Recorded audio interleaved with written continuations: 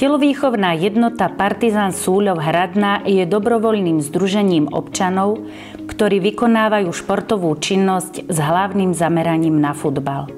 História vzniku klubu siaha do roku 1956, keď sa dnes už na jestvujúcom ihrisku v strede obce zorganizovala skupina nadšencov a prihlásila klub do ostatných súťaží. Klub a futbal v obci zažíval rozmach najmä v 80. a 90.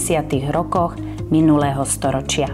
V roku 1972 sa začalo s výstavbou nového športového areálu spoločne s budovou telovýchovnej jednoty, kde klub doposiaľ poskytuje zázemie svojim hráčom, fanúšikom, ako aj širokej verejnosti. V súčasnosti s obcou Súľov Hradná a oblastným futbalovým zväzom Žilina podporujeme amatérske a rekreačný futbal.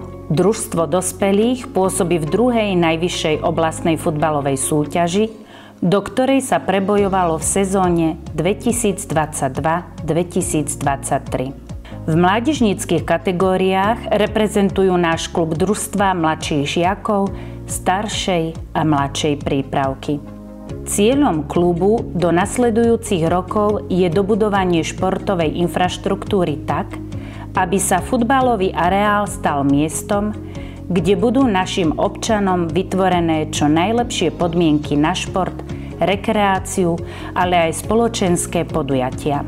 Zároveň si prajeme, aby sme z hráčov vychovali nielen výborných športovcov, ale aj ľudí, ktorí budú futbal milovať a do budúcna pomôžu pri napredovaní klubu nielen po športovej, ale aj organizačnej stránke. Som Roman Hudek, kapitán TV Partizán Súľov. Takže ak by som sa chcel vrátiť k minulej sezóne, by som chcel vyzdvihnúť našu kolektívnosť, ktorú sme hrali. Prakticky to mužstvo, čo sme doplnili mladými hráčmi, tak ukázalo svoju kvalitu a tým pádom nám to vynieslo vytúžený postup, ktorý sme dlho očakávali už na tej súťaži. Není to ani možno, že moc náročnejšie, ale už tí mužstva sú kvalitnejšie. Už je to trošku iná hra, už tí mužstva vedia hrať viacej na lopte a prakticky nám chýba zakončovateľ. Čo nás dobilo minulú sezónu, že sme dostávali málo gólov, tak teraz prakticky každý zápas dostaneme minimálne 2 góly, takže tam neviem, či je chyba v nás, alebo niečo inom, ale máme trošku smoly, takže tam nám bohužiaľ fakt chýba strelec. Minulú sezónu to bolo niečo iné a neviem, čo by som na to povedal. Každého to mrzí, každý ide do zápasu s tým, že chceme vyhrať, chceme ukázať, že na to máme a bohužiaľ, ako sme rátali, že sa budeme držať v polovici z tabuľky niekde, tak zatiaľ sme skoro na chvoste, takže dúfam, že sa nám zimná príprava podarí a že fakt sa dostaneme na tie pozície, kde by sme mali patriť. Posily zatiaľ do mužstva nemáme žiadne také, čo sme rátali, že niekto sa vráti, alebo čo, tak nám z toho nič nevyšlo, takže budeme musieť zatiaľ na tých svojich niečo stávať. Mladí hráči, ktorí začali hrávať, občas sú zranení. Je tam problém fakt, že sme mali karty zranenia, tak možno aj to bola niečo chyba, že sme mali problém sa nazberať na niektoré zápasy a menila sa zostava na každý zápas, že nehrali sme prakticky v tom istom zložení. My sme plánovali, že ten stred si v pohode uhráme, teraz sme mali taký nepríjemný začiatok, myslím prvých 5 kôl sme mali všetko prehry, potom sa to trošku zlomilo, tak sme sa dostali, sme tretí od konca zatiaľ, ale verím tomu, že naše mužstvo ťažilo viac menej na zimnej príprave, takže verím tomu, že teraz tá zimná príprava, ak nám vyjde, tak dúfam, že sa posunieme do toho stredu tabuľky, kde by sme mali, myslím, že kvalitovo patriť.